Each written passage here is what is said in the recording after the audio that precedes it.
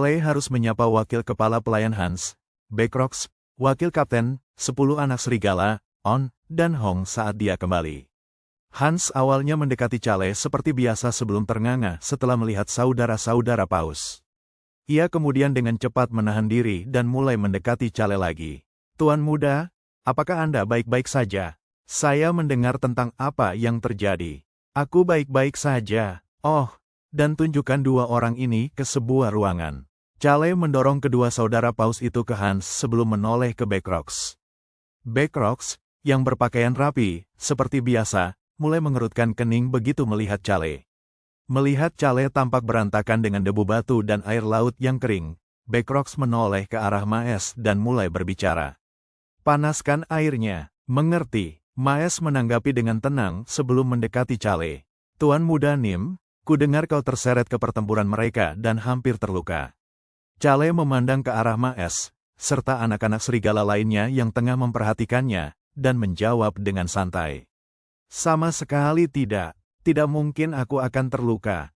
Petik 2. Saya mengerti, anak-anak serigala yang sangat cerdas dan murni itu tenang, tidak seperti diri mereka yang biasanya.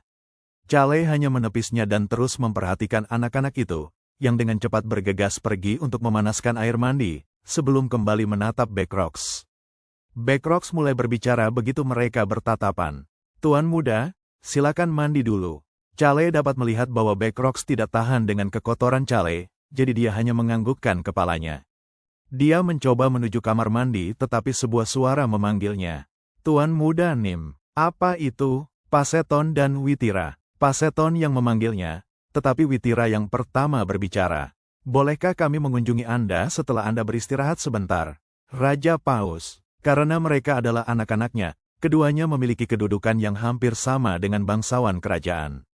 Namun, mereka berdua menyembunyikan fakta bahwa mereka memiliki hubungan darah dengan Raja Paus. Sejujurnya, tidak ada alasan untuk menyembunyikannya. Manusia tidak akan tahu bahwa mereka adalah bangsawan. Jarang sekali menemukan orang yang tahu tentang keberadaan manusia Paus. Datanglah besok, dia bisa mendengar suara naga hitam di kepalanya. Naga hitam itu sudah banyak bicara sejak tadi. Kamu bersin, apakah kamu bisa bergerak malam ini? Bukankah kamu harus istirahat? Mengapa kamu begitu lemah sehingga aku harus begitu khawatir? Manusia, sungguh menyebalkan. Sayalah yang frustrasi. Chale memutuskan untuk memanfaatkan fakta bahwa tidak ada yang percaya bahwa dia benar-benar sehat untuk keuntungannya. Dia memberitahu semua orang untuk tidak datang kepadanya malam ini karena dia butuh istirahat, sebelum berbicara kepada naga hitam. Ayo pergi, aku akan mendengarkannya untuk saat ini. On dan Hong mengirim mereka pergi sementara Chale menuju Kepulauan Ubar bersama naga hitam. Hari ini adalah hari yang ia butuhkan untuk memperpanjang umur pusaran air ini agar bertahan 1 tahun lagi. Aku tidak tahu mengapa kau melakukan ini saat kau sedang tidak sehat. Otak nagaku yang cerdas ini tidak dapat mengerti. Chale dengan santai menanggapi gerutuan seorang anak berusia 4 tahun. Itu harus dilakukan hari ini. Para penyihir wilayah itu akan tiba besok, sehingga akan lebih sulit untuk bergerak. Dia harus mengurus genangan air dan pusaran air itu hari ini. Chale dapat melihat bahwa masih ada lampu di Pulau Tengah dan mendarat di pulau yang lebih jauh. Ini adalah lokasi pusaran air terkuat kedua. Yah, sekarang pusaran air terkuat. Mendesah, lalu dia menghela napas. Kenapa bocah itu berenang di sini? Tunggu, kenapa bocah itu ada di sini? Aku tidak mengerti. Chale dapat mendengar suara cemas naga hitam. Tidak ada seorang pun di pulau tempat Chale dan naga hitam mendarat. Namun, ada seseorang di pusaran air di depan pulau. Pusaran air itu begitu dahsyat sehingga mustahil untuk melihat orang di dalamnya saat berada di udara. Dia pasti benar-benar gila. Malam itu gelap, karena bulan baru saja menyelesaikan siklusnya. Chale mulai berpikir setelah melihat Toongka, yang melompat ke pusaran air pada malam seperti itu. Chale ingin tahu apa yang dipikirkan bajingan gila itu. Pada saat itu, Toongka melompat keluar dari pusaran air dan bergegas menuju pulau itu. Aku tahu itu, aku tahu itu. Toongka terus menatap Chale saat dia mendekat. Aku tahu kau bukan orang biasa. Aku tahu aku mencium orang kuat di dekat sini. Apakah kau seorang penyihir? Bagaimana kau bisa terbang melintasi langit? Mata Toongka mulai bergetar setelah mengucapkan kata penyihir. Rencananya adalah melawan Chale jika dia mengatakan bahwa dia seorang penyihir, dan membunuh Chale jika dia lemah. Toongka adalah seseorang yang menganggap bahwa penyihir adalah racun bagi dunia. Dia terus berjalan cepat ke arah Chale. Apakah kamu mengabaikanku karena kamu penyihir bercelana mewah? Toongka dapat melihat Chale mendesah. Chale menoleh ke arahnya sebelum menjawab dengan santai. Saya sedang berpikir. Chale sedang memikirkan cara menghadapi si bodoh ini. Apakah saya menempatkannya di tempatnya atau memanfaatkannya? Itulah yang ada di pikiran Chale. Chale mengamati Toongka, yang tampaknya ingin bergegas menghampiri dan menyerangnya. Apa yang sedang kamu pikirkan sampai-sampai kamu mengabaikanku? Chale selesai berpikir saat Toongka mengucapkan kata-kata terakhir itu.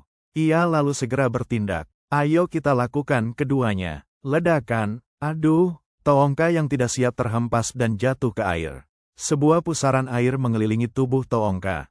Apa yang sedang terjadi? Toongka, yang memiliki daya tahan sihir tinggi, merasa kesulitan menghadapi angin ini. Angin yang berputar tanpa henti dan air dari laut menyedot Toongka seperti rawa. Chale menciptakan pusaran air di kedua tangannya saat ia mendekati Toongka. Percikan, percikan, suara Chale yang melangkah ke dalam air terdengar. Ia lalu menatap Toongka yang tersedot ke laut akibat serangan tiba-tiba itu. Tidak peduli seberapa tinggi seseorang, akan selalu ada kesempatan untuk melihat ke bawah. Penyihir tidak bisa memiliki kekuatan kuno. Toongka dapat merasakan angin di sekelilingnya menghilang saat dia menatap Chale. Bob, seorang pejuang sepertimu seharusnya mengerti apa yang kumaksud, kan? Kekuatan yang diwariskan dari manusia yang menciptakan kekuatan itu. Toongka pernah mendengar tentang kekuatan kuno, tetapi ini adalah pertama kalinya dia melihatnya secara langsung. Dia terdiam beberapa saat sebelum akhirnya mulai berbicara. Jadi kamu bukan seorang penyihir? Benar. Toongka mengajukan pertanyaan lain setelah mendengar jawaban Chale yang tegas, namun sangat jelas. Lalu bagaimana kau tahu tentang golongan non-penyihir? Toongka merasa bangsawan di depannya ini menjadi semakin aneh semakin dia sering bertemu dengannya. Ya, dia memang aneh. Bangsawan ini tidak peduli bahwa dia tidak menggunakan bahasa formal saat bersamanya. Dia juga orang yang bekerja keras untuk menyelamatkan orang lain saat dia sakit. Dia juga orang aneh yang memiliki aroma orang kuat di sekelilingnya, meskipun dia sendiri tidak kuat. Seseorang yang terus memperlihatkan kekuatan unik setiap kali melihatnya. Dia juga seseorang yang mencoba menyelamatkannya. Ini adalah pertama kalinya Toongka melihat orang seperti itu. Akan tetapi, kata-kata Chale yang terus berlanjut mengejutkan Toongka sekali lagi. Sebaliknya, ia mengajukan pertanyaannya sendiri. Apakah kamu punya rencana untuk menghancurkan menara sihir?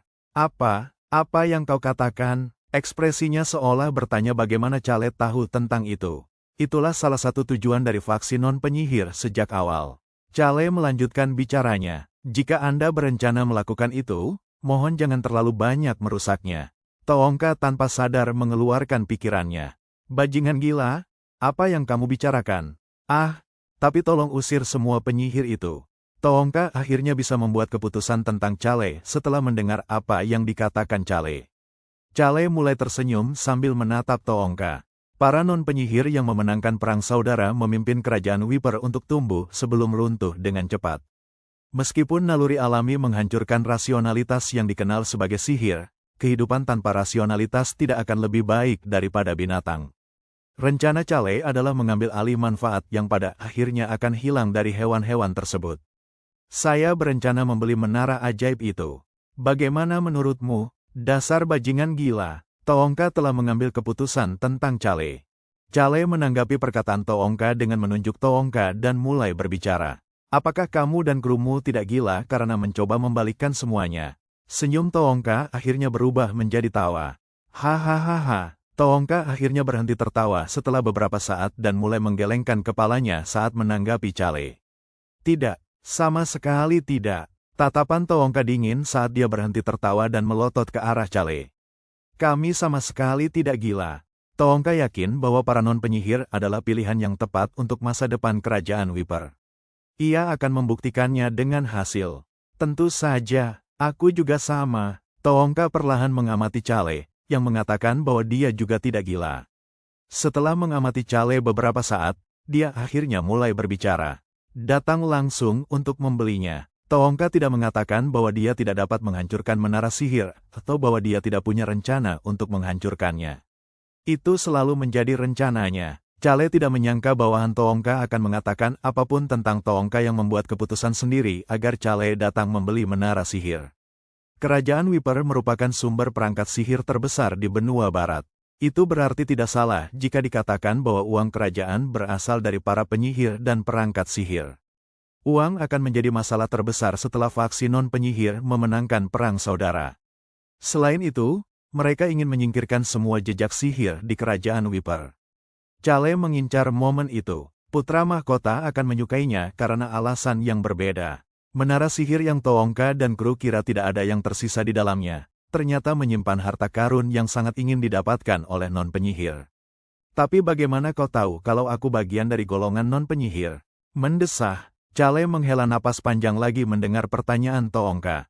Itu membuat Toongka tersentak, dan Chale tidak melewatkan kesempatan itu untuk menjawab. Kamu adalah seseorang dari kerajaan Wiper yang saat ini berada di ambang perang saudara. Kamu tampak seperti akan membunuhku jika aku mengatakan bahwa aku seorang penyihir. Siapa yang tidak akan memikirkan golongan non-penyihir? Kukira, Chale sedang memikirkan bagaimana Toongka bisa begitu bodoh secara umum namun begitu tajam dan cerdas secara alami dalam pertempuran. Namun, Toongka tampaknya menjadi lebih tertarik saat ia mendekati Chale. Mengapa kamu datang ke sini? Toongka tidak berhenti pada pertanyaan lugas Chale. Sepertinya kamu akan melakukan sesuatu yang menyenangkan. Aku ingin menontonnya. Dia benar-benar punya insting yang luar biasa.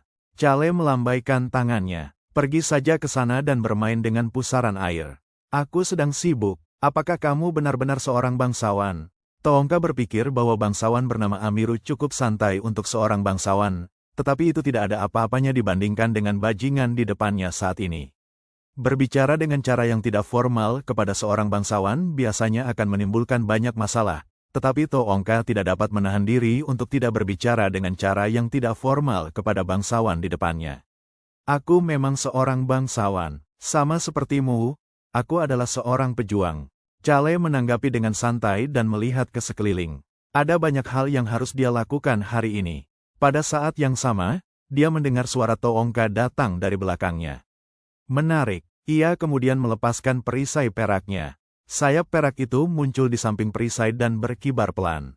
Pada saat itu, suara naga hitam bergema di kepala Chale. Saya sangat tajam. Tubuh Chale mulai mengapung. Naga hitam telah menggunakan sihirnya tepat pada waktunya. Chale memutuskan untuk menangani pusaran air lainnya terlebih dahulu. Bob. Chale memanggil nama samaran Toongka. Bob masih menjadi nama resmi Toongka bagi semua orang saat ini.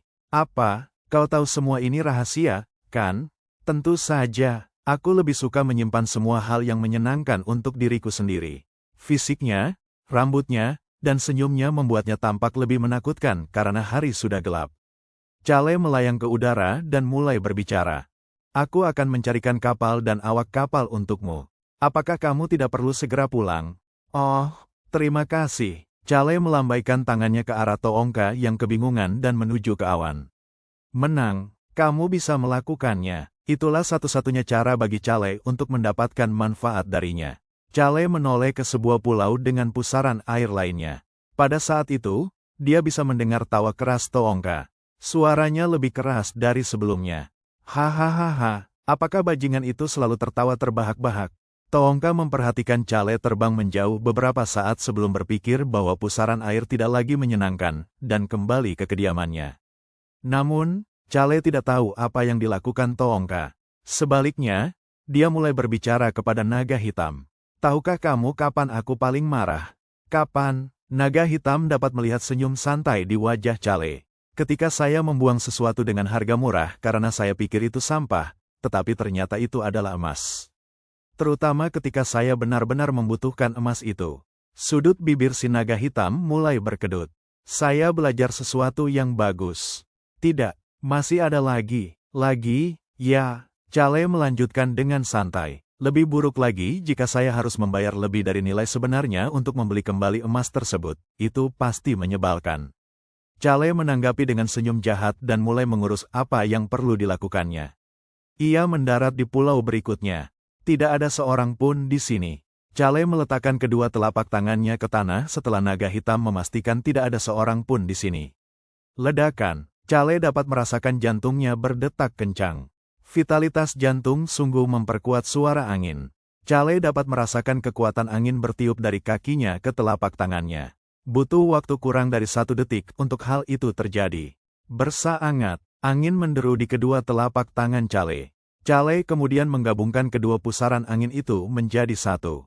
Mendesis. Kedua pusaran angin itu berpadu dengan suara mendesis dan mulai menghasilkan panas. Namun, karena mereka memiliki tuan yang sama, mereka akhirnya menjadi satu dan menjadi bola pusaran angin yang jauh lebih besar. Chale kemudian melayangkan bola itu ke udara. Ledakan, dia lalu menghantam bola itu dengan perisai yang tidak bisa dihancurkan. Bola angin itu melesat jatuh ke pusaran air di bawah air. Swish! Bola angin dan bagian atas angin di dalam pusaran air mulai bercampur. Chale mengalihkan pandangan dari pusaran air saat ia melayang kembali ke atas dengan sihir naga hitam. Puncaknya sekarang akan bertahan setidaknya selama 6 bulan. Chale akan dapat merasakannya jika menghilang dalam waktu kurang dari setahun, dan akan menentukan apa yang harus dilakukan pada saat itu. Ayo pergi ke pulau berikutnya. Sayap naga hitam berkibar saat ia meningkatkan kecepatannya. Chale terus melemparkan bola-bola angin ke dalam pusaran air sebelum bergerak untuk mengumpulkan genangan air pertemuan yang menentukan itu. Keesokan harinya, Chale sudah berada di pelabuhan pagi-pagi sekali. Bob, ia memperkenalkan Toongka kepada kapal dan awaknya. Toongka menatap mereka sejenak sebelum mulai berbicara. Datanglah setelah 2 bulan. Dunia akan berbeda. Chale mulai berpikir bahwa ia sama sekali tidak boleh pergi ke Whisper Kingdom dalam 2 bulan ke depan. Ia dapat melihat kegembiraan di mata Toongka dan tahu bahwa ia akan menjadi liar. Cepatlah pulang. Chale perlahan menjauh dari Toongka dan menatap ke arah kru untuk mendesak mereka pergi. Toongka memperhatikan Chale dan ragu sejenak sebelum akhirnya memutuskan untuk bertanya. Apakah kamu lemah? Ya, Toongka tampak sangat bingung setelah mendengar jawaban Chale yang tajam dan jelas. Namun, ia kemudian melangkah ke kapal. Pastikan Anda datang setelah 2 bulan. Ya. Chale melambaikan tangan pada Toongka lalu berbalik meninggalkan kapal. Pada saat itu, Toongka berteriak keras dari belakang Chale. Namaku Toongka, jangan lupakan itu. Chale berbalik. Kapal berukuran sedang itu meninggalkan pelabuhan dengan matahari bersinar terang sementara Toongka melambaikan tangan padanya dari dek. Chale mengira ia melihat sesuatu yang seharusnya tidak dilihatnya dan berbalik tanpa penyesalan. Chale terus mendengar Toongka berteriak agar Chale tidak melupakan namanya, tetapi Chale memastikan untuk tidak berbalik. Namun, ia merasa puas hanya dengan memikirkan apa yang akan terjadi 2 bulan kemudian. Ia akan dapat memperoleh cukup uang untuk dibelanjakan seumur hidup dan memperoleh cara untuk membangun istana yang kuat juga. Chale kembali ke kediaman untuk menyapa yang lain. Ia mulai mengelus anak-anak kucing, On dan Hong, yang telah bersembunyi di dalam kediaman sejak mereka tiba di sini, sambil mulai berbicara. Kamu tidak perlu datang menemuiku. Aku harus datang untuk mengucapkan terima kasih sekaligus meminta maaf karena telah membuatmu takut. Anak-anak kucing ini, yang bahkan tidak bereaksi banyak saat melihat Paseton, memiliki reaksi yang sama sekali berbeda terhadap Witira. Witira memeriksa ekspresi Chale saat dia bertanya dengan hati-hati. Apakah Anda baik-baik saja, Tuan Muda Chale? Sama seperti biasanya. Chale selalu dalam kondisi 100% berkat vitalitas jantung. Vitalitas ini membuatnya merasa sangat baik, bahkan setelah tidur hanya 1 atau 2 jam. Ia kemudian mulai berbicara kepada Witira, yang tiba-tiba berhenti berbicara, dan juga kepada adik laki-lakinya, Paseton, yang berada di sampingnya. Cukup terima kasih. Kalau kamu berterima kasih lagi, itu tidak akan terasa tulus. Begitu juga dengan permintaan maaf. Mengerti, terima kasih banyak. 1. Chale menatap kosong ke arah Witira, yang berbicara formal kepadanya, tetapi mengamatinya pada saat yang sama. Garis keturunan Raja Paus. Ini berbeda dari kepala suku Bis lainnya, karena Raja Paus adalah orang yang menguasai separuh lautan. Itu membuat Raja Paus tidak kurang dari raja sebuah kerajaan. Namun, Witira berbicara dengan formal dan penuh hormat kepada Chale. Ia tidak melakukannya kepada Choi Han dalam novel. Mengapa dia menyembunyikan identitasnya, meskipun dia mengungkapkan fakta bahwa dia adalah bagian dari suku Paus? Namun, Chale tidak mengungkapkan pertanyaan yang ada di benaknya itu dengan lantang. Chale berusaha menyembunyikan fakta bahwa ia tahu banyak tentang suku Paus. Kamu baru saja mengucapkan terima kasih lagi. Aku tidak berkata apa-apa lagi. Chale terus berbicara kepada dua saudara kandung yang tampak seperti sedang keluar dari sebuah karya seni. Aku senang kalian bisa bertemu lagi. Kalian bisa pergi sekarang. Dia telah mengirim Toongka kembali dan ingin bertemu dengan kepala wilayah Ubar sebelum kembali ke wilayah Henitus. Tentu saja, ada beberapa hal yang harus diselesaikannya di rumah, tetapi setidaknya dia bisa beristirahat sampai dia pergi ke kerajaan Wiper. Itu terjadi pada saat itu. Permisi, Tuan Muda Chalenim. Suara Witira, dan suara suku Paus pada umumnya, seindah putri duyung legendaris, makhluk berbahaya yang memikat orang agar melompat ke laut dengan suara merdu mereka. Chale mulai merinding memikirkan keberadaan legendaris itu. Ia perlahan menoleh untuk melihat Witira. Ia merasakan firasat aneh dalam benaknya saat melakukannya. Kita punya musuh yang sangat tua. Aku yakin kau sudah tahu karena kau menyembuhkan Paseton. Musuh itu adalah Putri Duyung. Aku tahu betul. Namun, saudara saya Paseton berhasil menemukan cara agar mereka tiba-tiba bisa menjadi lebih kuat. Apa sebenarnya yang sedang dia bicarakan? Chale mulai mengerutkan kening saat Paseton menambahkan. Alasan Putri Duyung mengejarku adalah karena aku menemukan sumber peningkatan kekuatan mereka yang tiba-tiba. Paus Paseton berdarah campuran yang terbunuh saat dikejar oleh para Putri Duyung. Ada alasan mengapa ia dikejar, dan informasi yang ia miliki sangat penting untuk perang antara para Putri Duyung dan para Paus. Saya dengar Tuan Muda itu berasal dari keluarga Henitus. Dan, Witira dan Paseton tidak langsung menanggapi dan saling bertukar pandang. Tindakan itu membuat Chale semakin ragu. Witira akhirnya menoleh ke arah Chale dan mulai berbicara. Hutan kegelapan, aku ingin pergi ke sana. Tidak, aku harus pergi ke sana. Chale tanpa sadar menjawab setelah mendengar sesuatu yang tidak pernah ia duga akan ia dengar. Wilayah kita, hutan kegelapan, itulah tempat tinggal Choi Han selama puluhan tahun, sekaligus salah satu dari 5 lokasi paling berbahaya dan misterius di benua barat. Itu juga merupakan tempat yang dikuasai keluarga Henitus untuk kerajaan dalam waktu yang sangat lama.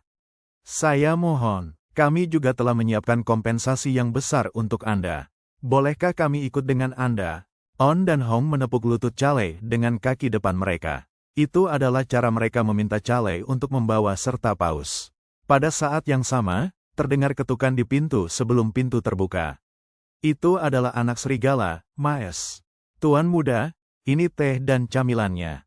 2 anak wolf lainnya masuk sambil membawa nampan dan teko. Backrox berada di luar pintu dan memandu mereka. Saya jauh lebih tampan dan cantik. Chale mendengar gumaman naga hitam sebelum menutup matanya. Ia merasa seperti sedang berdiri di tengah pusaran air yang kacau. Tuan Muda Nim.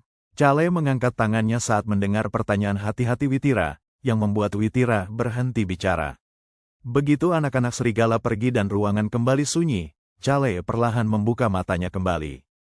Ia tampak sangat tenang dengan punggungnya menempel di sofa, saat ia duduk di sana dengan rambut merahnya yang acak-acakan namun tampak keren. Namun, sebagai perbandingan, pupil mata Chale yang berwarna coklat tua tampak begitu dalam sehingga Anda tidak dapat melihat ujungnya. Witira dan Paseton menatap mata Chale ketika mereka mendengar suaranya yang tenang. Pertama, jelaskan semuanya padaku. Kami telah terlibat dalam banyak pertempuran, baik besar maupun kecil, dengan Putri Duyung selama bertahun-tahun. Kami menguasai wilayah utara dan Putri Duyung menguasai wilayah selatan. Chale, yang sedang bersandar di sofa, memberi isyarat kepada Paseton dengan dagunya untuk melanjutkan ceritanya. On dan Hong mengintip wajah Chale sebelum perlahan menjauh dari lutut Chale dan menuju sudut ruangan di sebelah naga hitam. Kami berjuang untuk mencegah Putri Duyung menciptakan kerajaan di seluruh lautan. Namun, ada sesuatu yang berubah 6 bulan lalu. Mata Paseton mulai terpejam. Putri Duyung mulai bertingkah aneh. Chale mulai memikirkan informasi novel mengenai Putri Duyung. Mereka melewati batas tersirat antara kedua suku kami dan mulai memprovokasi kami. Para Putri Duyung mulai memprovokasi para Paus agar mereka dapat menguasai lautan. Chale mulai merasa lega setelah mendengar informasi yang sudah diketahuinya. Paseton melanjutkan bicaranya. Saya dapat menemukan alasan di baliknya. Saya yakin itu karena mereka ingin menciptakan kerajaan mereka. Suku Paus di volume 4 dan 5 mengetahui rencana Putri Duyung, dan itulah sebabnya Choi Han membantu mereka melawan Putri Duyung. Mereka mencoba menguasai jalur laut yang menghubungkan benua timur dan barat. Apa? Chale duduk tegak dan menatap Paseton sebelum bertanya. Bukankah jalur laut merupakan sesuatu untuk manusia? Ada beberapa rute laut berbeda yang menghubungkan benua barat dan timur. Manusia telah menemukan rute ini, tetapi rute tersebut jauh dan berbahaya, sehingga tidak memungkinkan untuk dibuat rute resmi. Menurut novel tersebut, ada kesepakatan tersirat antara makhluk hidup yang hidup di air dan makhluk hidup yang hidup di atas air. Makhluk hidup laut tidak akan menyentuh rute laut ini dan makhluk hidup darat tidak akan ikut campur dalam masalah laut sebagai gantinya. Itulah sebabnya Choi Han merasa bimbang apakah akan melibatkan dirinya dalam pertempuran antara Paus dan Putri Duyung. Tetapi Putri Duyung akan melanggar perjanjian ini. Witira mulai berbicara. Awalnya, kami mengira Raja Putri Duyung yang baru akan memimpin pasukan untuk mendirikan kerajaan mereka, tetapi informasi yang dibawa Paseton ternyata berbeda. Mendesah, Chale mendesah dan menyesap tehnya yang sudah hangat. Saya belajar sesuatu yang seharusnya tidak saya pelajari lagi. Masalahnya adalah bahwa itu adalah masalah yang lebih besar daripada semua informasi lain yang telah dipelajarinya hingga saat ini. Itu bahkan lebih besar daripada masalah dengan putra mahkota Alberu. Dan ada satu hal aneh lagi. Tunggu, Chale mencegah Witira melanjutkan dengan menyela dia. Cukup beritahu aku mengapa hutan kegelapan terlibat. Chale merasa seperti akan terlibat dalam sesuatu yang besar jika mendengar hal lain. Ia mulai merasa tidak nyaman. Chale bisa melihat Witira tersenyum tipis. Mengapa senyum paus cantik ini terlihat begitu menakutkan bagi Chale? Ya, ini tentang itu. Witira menjawab dengan ceria sementara ekspresi Chale berubah lebih gelap. Seperti yang kami sebutkan, Putri Duyung menjadi lebih kuat sekitar 1 atau 2 bulan lalu. Kami berhasil menemukan bahan yang menyebabkan hal ini terjadi. Chale memejamkan matanya. Ia perlahan membukanya kembali dan bertanya kepada kedua paus itu. Bahan itu ada di hutan kegelapan.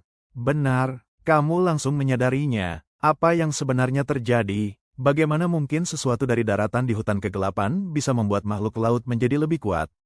Chale terkejut. Yang lebih penting, bagaimana Putri Duyung bisa sampai di hutan kegelapan? Chale punya firasat buruk tentang ini. Mata Paseton berbinar saat dia melanjutkan dengan tegas. Saya mendengar mereka berbicara tentang rawa di hutan kegelapan. Itulah sebabnya saya dikejar oleh mereka. Kita harus pergi ke rawa dan mencari tahu apa bahannya. Chale tidak perlu mendengar apapun lagi. Hutan kegelapan, Haris Village milik Choi Han.